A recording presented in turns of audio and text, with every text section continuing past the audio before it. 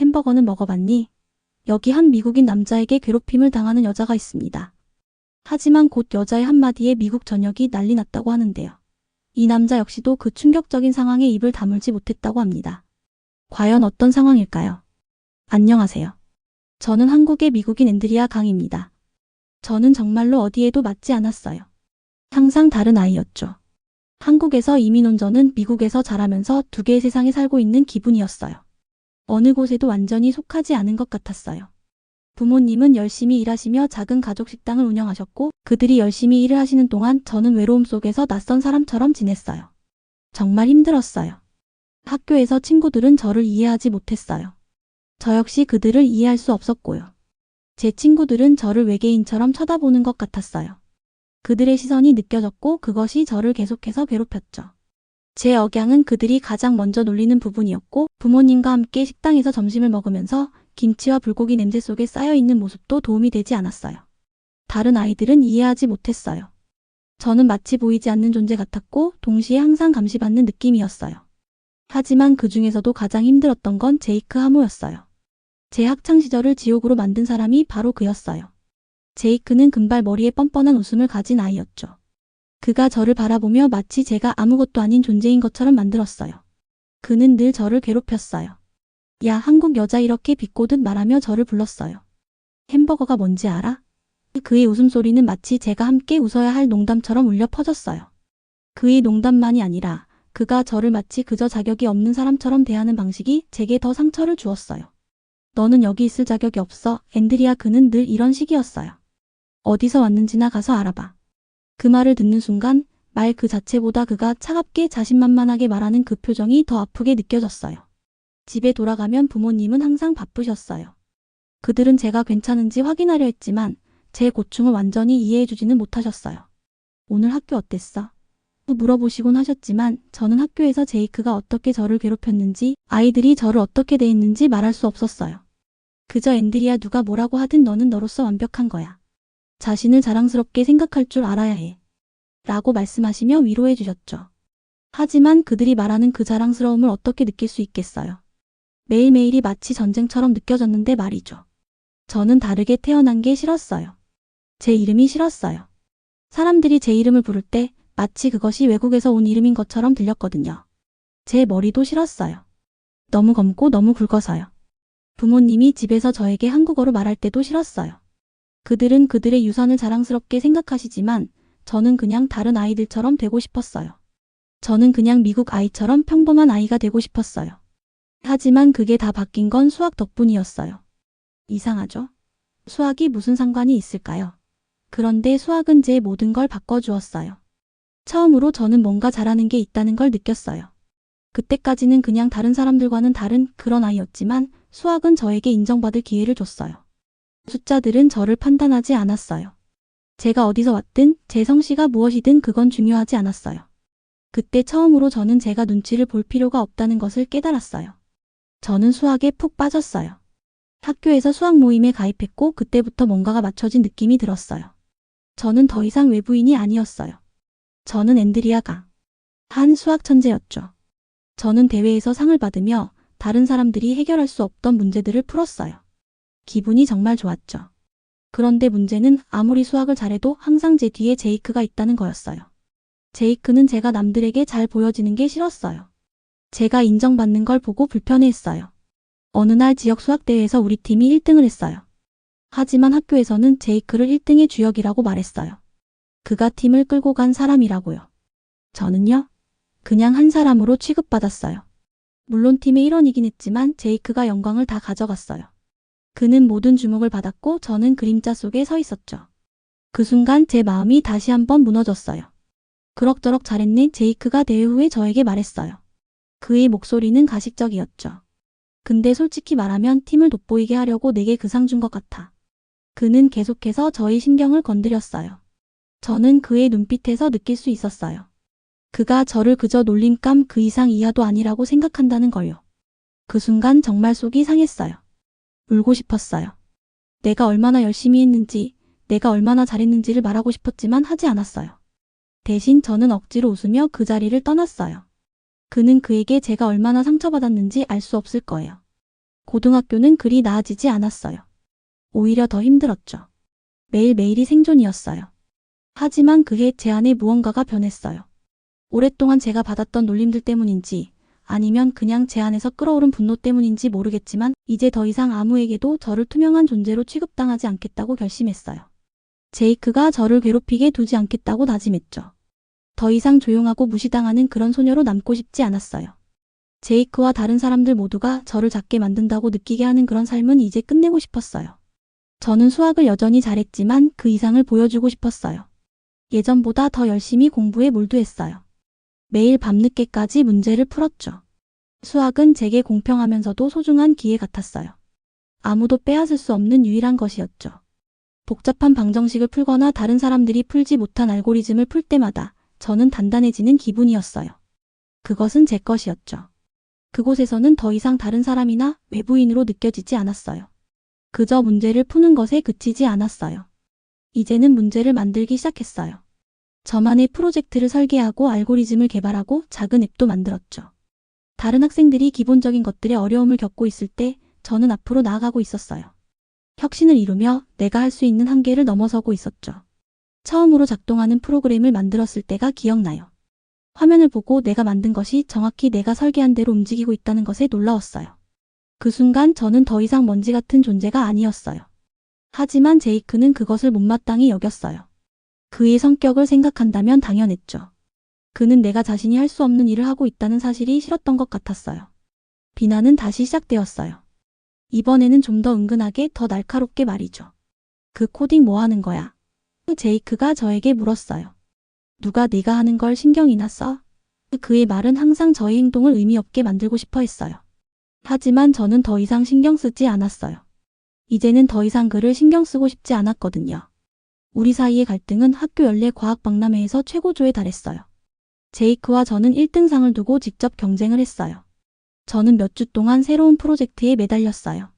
그건 학생들의 시간표를 각자의 필요와 취향에 맞게 최적화하고 조직할 수 있는 앱이었죠. 야심차지만 저는 믿었어요.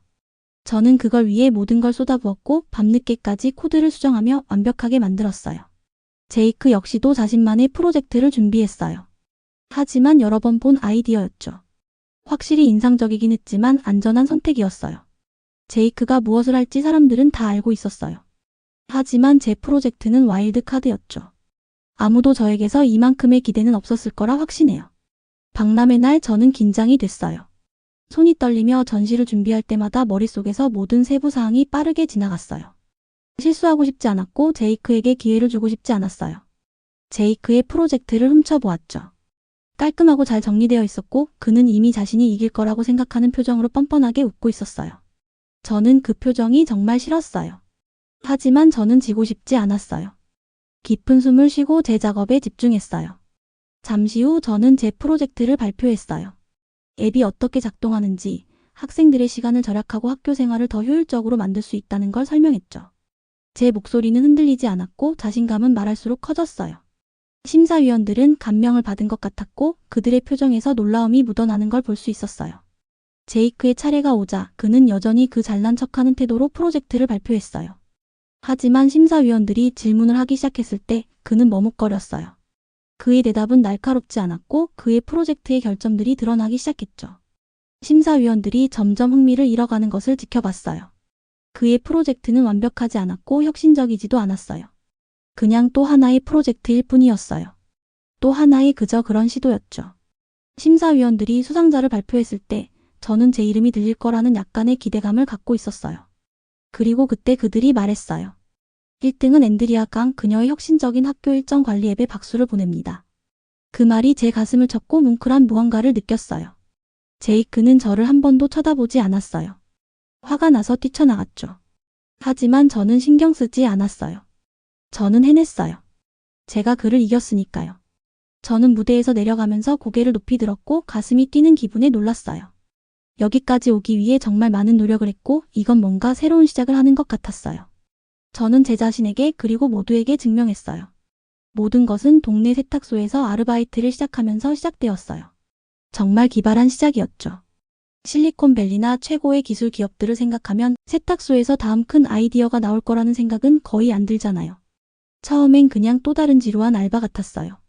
옷을 개고 손님을 도와주고 기계를 청소하고 뭐 특별한 건 없었죠. 그런데 세탁소 운영 방식에 뭔가 신경이 쓰였어요. 세탁소는 작은 가족 운영의 곳이었고 꽤 잘 돌아갔어요. 하지만 항상 비효율적이라고 느껴졌어요. 기계들은 낡았고 과정은 시간이 너무 오래 걸렸고 옷을 분류하고 주문을 관리하는 데에도 시간이 낭비되는 부분이 많았어요. 엉망진창이었죠. 그러면서 저는 이 문제를 해결할 방법을 찾았던 것 같아요. 저는 많은 시간을 세탁소의 운영을 관찰하는 데 보냈어요. 손님들이 들어와서 옷을 세탁기에 넣고 끝날 때까지 무한히 기다리는 모습이었어요. 어떤 사람들은 기계를 제대로 사용할 줄도 몰랐고 사소한 실수들이 계속 발생했죠. 그런 실수들은 기술 하나만 있으면 피할 수 있었을 텐데요. 어느 순간 저는 이게 제 기회라고 깨달았어요. 제가 할 수 있는 누구도 생각하지 못했던 큰 일을 할 수 있는 기회였어요. 바로 인공지능을 사용해서 세탁 과정을 더 빠르고 효율적으로 만들 수 있는 시스템을 만들기로 결심했죠. 쉽게 내린 결정은 아니었어요. 제 친구들은 저를 미친 사람이라고 생각했죠. 그게 무슨 의미가 있어? 이렇게 물었어요. 그건 그냥 세탁인데 사람들이 AI 시스템에 관심을 가질 리 없어. 아마 그 말이 맞았을지도 몰라요. 세탁업계가 그렇게 화려한 산업은 아니니까요. 그런데 그 아이디어를 떨칠 수가 없었어요.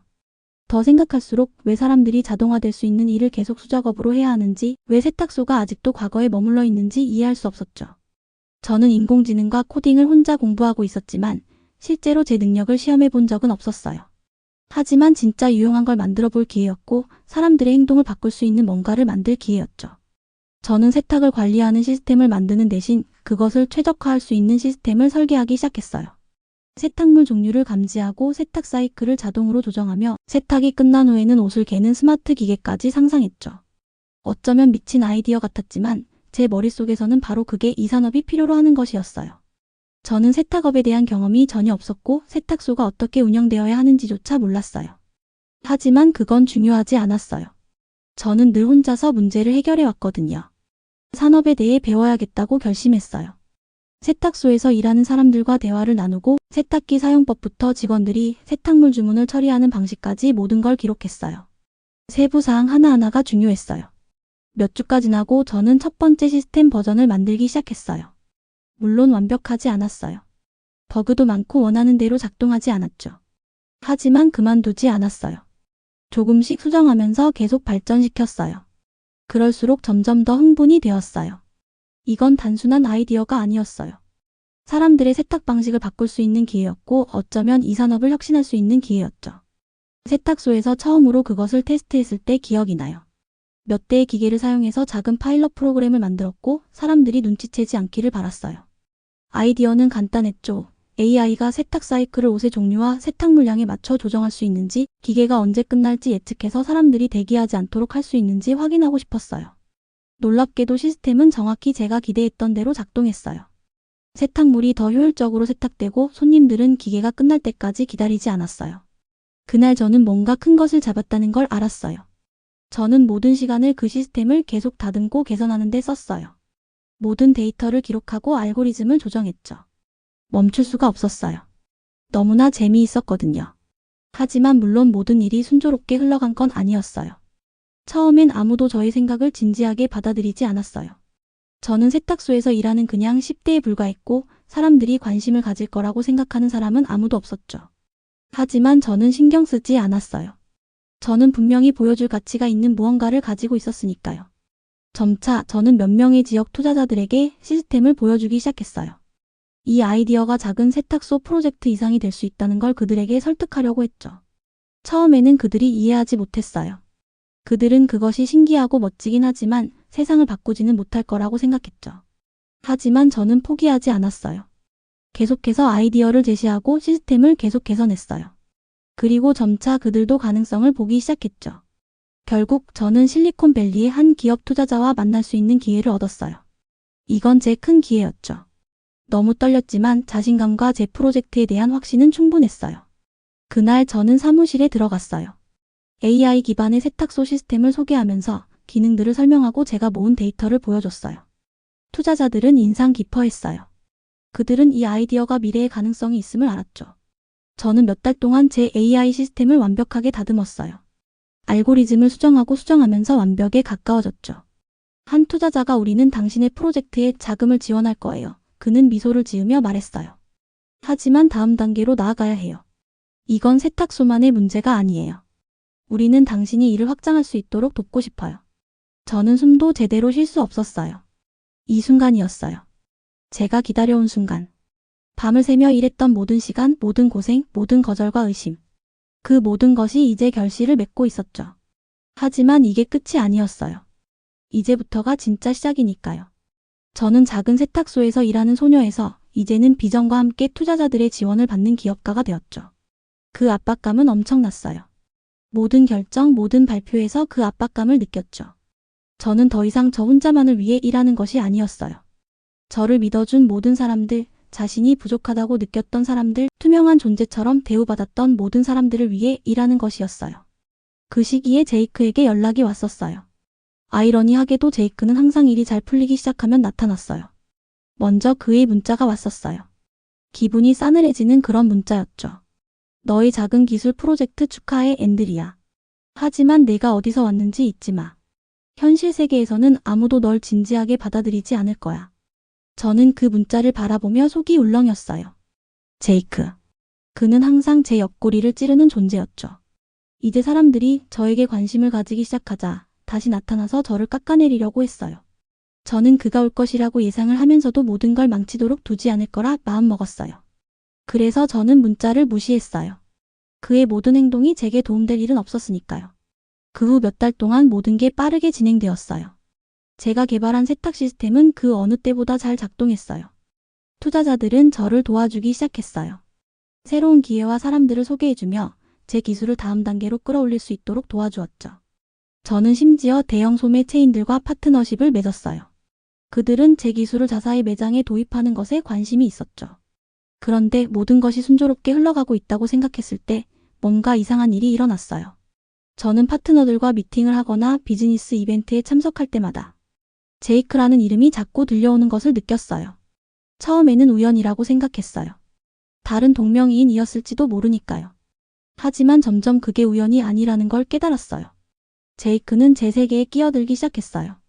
그는 제 아이디어에 대한 공로를 자신이 차지하려 했죠. 동일한 미팅에 나타나서 마치 자신이 뭔가를 알고 있다는 듯한 교만한 웃음을 지었어요.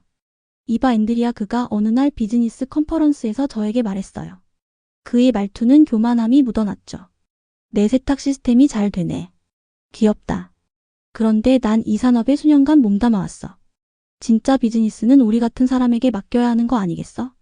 이건 제이크의 전형적인 방식이었어요. 상대방을 깎아내리고 자신감을 잃게 만드는 것이었죠. 하지만 저는 그 도발에 흔들리지 않았어요. 그에게는 신경 쓸 가치도 없었어요. 그래서 저는 공손하게 웃으며 말했어요. 고마워 제이크, 저는 차분한 목소리로 말했어요. 하지만 지금 현실을 직시하면 좋겠어. 그렇게 말을 하고 돌아설 때 저는 두려움이 아니라 흥분으로 가슴이 뛰는 걸 느꼈어요. 제이크가 저를 끌어내리려고 할수록 저는 더 확실하게 느꼈어요. 이제 저는 그의 눈치를 볼 필요가 없다는 것을요. 진짜 돌파구는 제 기술이 한 대형 기술 기업의 관심을 끌었을 때 일어났어요. 그들은 제 AI 시스템을 그들의 스마트 디바이스 네트워크에 통합하려고 했죠. 냉장고, 세탁기, 심지어 자율주행 자동차까지요. 이건 절대 놓칠 수 없는 기회였어요. 하지만 그것은 또 다른 종류의 책임감을 동반했어요. 이제 저는 작은 걸 만들고 있는 것이 아니었어요. 사람들의 일상생활 방식을 바꿀 수 있는 것을 만들고 있는 것이었죠. 저는 갑자기 주목을 받으며 인터뷰도 하고 컨퍼런스에서 발표를 했어요. 그것은 두려움과 동시에 짜릿함이었어요. 무대에 설 때마다 전 세계의 무게가 제 어깨에 얹히는 것 같았죠. 하지만 그때 또 다른 감정이 들었어요. 자부심이었어요. 그리고 드디어 세계 경제 포럼에 초대받은 날이 왔어요. 믿기지 않았어요. 이런 기회는 평생에 한 번 올까 말까 하는 기회였죠. 세계 지도자들, CEO들, 혁신가들이 미래를 바꾸기 위해 모이는 그런 무대였어요. 그리고 그 무대에서 저는 그들과 함께 서 있었고 제 비전을 세상과 나누기 위해 준비하고 있었죠. 발표를 준비하면서 저는 이 모든 것이 어떻게 이루어졌는지 돌아봤어요. 잠 못 자던 밤들, 희생들, 그리고 제가 절대 해낼 수 없을 것 같았던 순간들. 그 모든 게 다 같이 있었어요. 세계 경제 포럼의 대리석 바닥을 걸을 때마다 마치 꿈을 꾸고 있는 것 같았어요. 제가 이렇게 세계에서 가장 영향력 있고 강력한 사람들 앞에서 서 있을 거라는 게 믿어지지 않았어요. 몇 년 전만 해도 저는 복도에서 지나가기도 전에 마치 보이지 않는 사람처럼 느껴졌던 고등학생이었죠. 그런데 이제는 제가 만든 혁신적인 AI 시스템을 세계 지도자들, 투자자들, 혁신가들에게 발표하려고 서 있었어요. 그들은 세상을 바꿀 수 있는 힘을 가진 사람들이었죠. 정말 비현실적이었어요. 행사장에는 흥분된 기운이 가득했어요. 사람들은 날렵한 정장을 입고 손에 스마트폰을 들고 무대만을 바라보며 집중하고 있었어요. 이곳은 모든 게 권력, 성공, 그리고 지위로 가득 찬 곳이었죠. 그리고 그 속에 저도 서 있었어요. 뒤에서 긴장을 가라앉히려고 애쓰며요. 심장은 두근거리고 손바닥은 땀으로 젖어 있었고 잠시 동안 저는 기절할 것만 같았어요. 기술 세계의 거인들과 어떻게 경쟁해야 할까요? 저는 깊게 숨을 쉬고 등을 바로 폈어요. 그리고 지금까지 저를 여기까지 이끈 그 모든 노력을 떠올렸죠. 저는 여기까지 오기 위해 충분히 노력했어요. 제 능력 덕분에 여기까지 올 수 있었죠. 사람들의 숫자나 그들이 가진 권력에 상관없이 저에게는 나누고 싶은 가치 있는 것이 있었어요. 시간이 되자 저는 무대 위로 걸어갔어요. 제 걸음은 자신감이 있었지만 마음속은 혼란스러웠어요. 스포트라이트가 제게 비추었고 넓은 공간 곧 조용해졌어요. 1000개의 시선이 저를 향해 있었어요. 모두가 저에게 말을 기다리고 있었죠. 입을 열었고 첫 마디가 또렷하고 힘차게 나왔어요. 여러분 안녕하세요. 제 이름은 앤드리아 강입니다. 오늘은 세탁의 미래에 대해 말씀드리려고 합니다. 그런데 그냥 세탁이 아니라 인공지능을 사용해 일상적인 일을 변화시키는 세탁 산업을 뒤바꾸는 방법에 대해 이야기하고 싶어요. 제가 말할 때마다 방 안의 에너지가 바뀌는 걸 느꼈어요. 사람들은 앞으로 몸을 기울였고 눈은 저에게 고정됐죠. 그들은 듣고 있었어요. 저는 이제 그들의 언어로 말하고 있었어요. 이 방은 더 이상 비싼 시계와 정장을 입은 사람들로 가득 찬 바다가 아니었어요. 이제 제 아이디어가 중요한 곳이었죠. 저는 제 여정을 이야기했어요. 세탁소에서 일하던 시절부터 전체 세탁 과정을 최적화할 수 있는 AI 시스템을 만드는 과정까지. 저는 숫자들을 보여주었어요. 향상된 효율성, 절감된 비용, 그리고 확장의 가능성. 그리고 이 시스템이 어떻게 세탁기부터 냉장고까지, 그리고 더 나아가 모든 스마트 기기들과 연결되어 점점 더 똑똑해지고 통합된 플랫폼으로 발전할 수 있을지를 설명했을 때 그들의 얼굴에서 깨달음이 번지는 것을 볼 수 있었어요. 그들은 이해하고 있었죠. 이제 이건 단순한 세탁소 프로젝트가 아니었어요. 이건 미래를 위한 비전이었어요. 하지만 제가 세상이 제 발밑에 있는 것처럼 느끼던 그 순간 제이크를 보았어요. 출입구에 기대어서 팔짱을 끼고 서 있었고 그가 저에게 주던 그 자만스러운 표정이 떠오르며 제 마음속에 옛 감정들이 다시 피어올랐어요. 고등학교 시절 저를 조롱하고 제 모든 성취를 깎아내리던 그 남자가 지금은 세계에서 가장 권위 있는 행사에서 제 발표를 듣고 있었죠. 잠시 동안 제 자신감이 흔들렸어요. 예전에 느꼈던 감정들. 저는 이미 다 떨쳐낸 줄 알았던 그 감정들이 다시 올라왔어요. 내가 정말 여기 있을 자격이 있는 걸까? 이 자리에 내가 맞는 걸까? 혹시 내가 스스로를 속이고 있는 건 아닐까? 저는 의도적으로 그를 피해 눈을 돌렸어요. 제 마음속에 제이크에 대한 생각을 밀어넣고 오직 청중과 제 메시지에 집중했어요. 이것은 그보다 더 큰 일이었어요. 그 무엇도 저를 흔들 수 없었죠. 저는 제 비전을 가지고 있었고 그것을 이루어가고 있었어요. 발표가 끝났을 때 박수갈채가 쏟아졌어요. 방 안의 에너지는 전율처럼 퍼져나갔어요. 사람들은 일어나서 박수를 쳤고 몇몇은 심지어 환호하기도 했어요. 땅이 제 발밑에서 흔들리는 것처럼 느껴졌어요. 저는 그 순간 제 자신을 넘어선 느낌이었어요. 그런데 박수가 끝나자마자 제이크가 다가오고 있었어요. 제 마음이 내려앉았어요. 그가 여기서 뭘 하려고 하는 걸까요? 저는 그가 제 근처에도 오지 않기를 바랐어요. 지금 제일 보고 싶지 않은 사람이었죠. 야, 앤드리아, 그가 제게 다가오며 말했어요. 그의 목소리는 생각보다 차분했어요. 솔직히 말할게, 이런 모습은 예상 못했어. 네가 정말 큰 일을 하고 있나 봐. 그의 말투는 차갑고 무심했어요. 그동안 제가 겪었던 고통에 대한 사과도 없었고 그가 한 말은 그냥 받아들였다는 느낌이었죠. 잠시 동안 저는 어떻게 반응해야 할지 몰랐어요. 저는 그를 바라보며 속이 뒤틀리는 것 같았어요. 그동안 느꼈던 분노와 원망이 다시 올라왔죠. 하지만 저는 그에게 제 감정을 보여주고 싶지 않았어요. 더 이상 그에게 내 에너지를 뺏기고 싶지 않았어요. 그래서 저는 그를 똑바로 바라보며 말했어요. 너는 나를 항상 깎아내리고 괴롭히려고 했지, 제이크. 하지만 나는 네가 말했던 것처럼 볼품없고 쓸모없는 사람이 아니었어. 오히려 많은 재능을 갖고 있었지. 이제는 그만 마주쳤으면 좋겠네. 그의 표정이 잠깐 굳었고 그 눈빛에서 처음으로 후회가 스쳤어요. 하지만 저는 신경 쓰지 않았어요. 이제는 정말 제 인생에 의미 없는 사람이니까요. 저는 그를 지나쳐 걸어가며 가벼워지는 기분을 느꼈어요. 더 강해진 것 같았죠. 저는 그 무대에서 저의 가능성을 세상에 알렸으니까요. 그렇게 시간이 흐르고 저는 지금까지 이루어낸 것들과 앞으로 해야 할 일들을 여전히 생각했어요. 제 회사는 성장했고 제 기술은 세상을 변화시키고 있었어요. 그리고 지금의 저는 제 스스로를 자랑스럽게 생각하고 있어요. 저는 사무실에서 창문을 열고 깊게 숨을 들이쉬며 차가운 방 공기를 마셨어요. 제게는 앞으로도 찬란한 미래가 기다리고 있었고 저는 그것을 당당하게 마주할 준비가 되어 있었어요. 저는 더 이상 자신감 없던 소녀가 아니에요. 앞으로도 모두를 위해 더 이상 멈출 수 없는 존재였어요. 그리고 이제 막 시작한 거였어요. 한국계 이민자로 태어나서 인종차별을 당하면서 지냈지만 누구보다도 당당하게 살고 있습니다. 흔히들 민족성이라고 말하기도 하는데요. 제게 이런 재능과 끈기, 그리고 의지를 갖게 해준 한국을 누구보다도 사랑합니다. 저의 이야기를 들어주셔서 감사합니다. 앤드리아 강이었습니다. 오늘의 사연 들어주셔서 감사합니다.